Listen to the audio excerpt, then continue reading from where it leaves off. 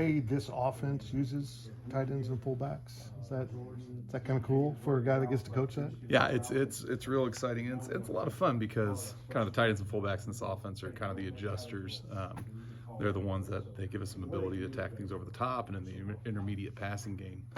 But they're also critical to the run game, and they're the kind of the guys that help us get the extra hat where we need them. So they got to have a wide array of skills, and you got to be kind of on your feet, ready to adjust, because that's always the piece that, like, oh, I really want to try to do this. Okay, so who's going to take care of that? Well, tight end's got to get his hat here, right? We got to have an extra blocker right there. So it's a lot of fun. It's a challenge, and it's exciting. I enjoy it. Tell me about having Colin Klein coming in essentially with him as a new coordinator. Is that kind of energizing that you kind of have a voice a little bit more in what this offense will look like? No, it's been fun because we were getting to put kind of our own fingerprints on it as a whole staff. It's not just Coach Klein, but Coach Riley and Coach Anderson and Coach Ward joining us from Temple. It's a lot more collaborative, and it allows us to expand what we're doing and kind of everybody to have a little piece of what they think we need to do, and at the same time kind of have the big picture of this is a team, this is a unit, and how do we get our best players in the best positions possible for, being the most effective we can be.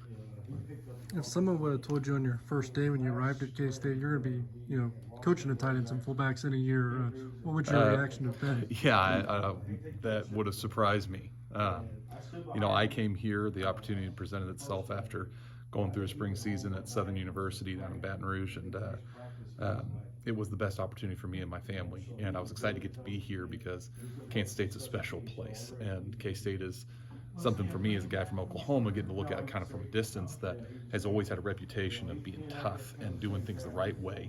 And then Coach Kleiman, his reputation come from North Dakota State. It was something exciting for me to get to be a part of. But that time, no, I wouldn't have been sitting there saying, oh yeah, I'll be coaching the tight ends and fullbacks. It was more, I want to get involved in this program and go from there wherever it goes, wherever it takes me. And you've had a lot of irons in the fire, so what kind of made you generate yourself towards being a football coach? Well, the biggest thing that motivated me, I got done playing and wasn't really sure if I wanted to coach. Went to law school, kind of got the advice. My mentor's a guy named Kevin Wilson. He's obviously a coach that has name recognition and all that, but Kevin was, if it's just that you just want to keep playing, you don't really want to get into coaching. And kind of what kept drawing me back is football meant a lot to me as a young man. Football motivated me, helped me become a better person, and made me a better student. It's made me a better father today. It made me a better friend.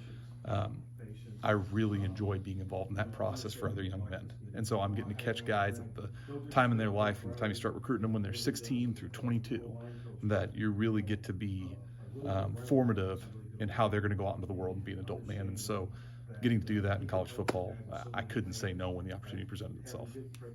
How much has Benson progressed over the last 9-10 months? He's progressed tremendously, and I think we've had a lot of growth in that entire room.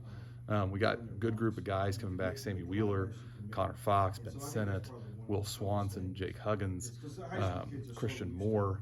Am I forgetting anybody here? I don't think I'm forgetting. Oh, Andrew Sonner. Okay, we've got a good group of guys that are going right now, and they're all making great gains. I can't credit our strength and conditioning staff. Coach True and his group, they do a phenomenal job with those guys. So you can see it in the development of their bodies. And then being out there at practice, being excited and enthusiastic about taking coaching and trying to get better every single day. Something I say to those guys all the time is, you want to compare yourself to who you were yesterday and not somebody else today. So whatever that is, to just get a little bit better every single day. I've seen a lot of growth in Ben. I've seen a lot of growth in all those guys.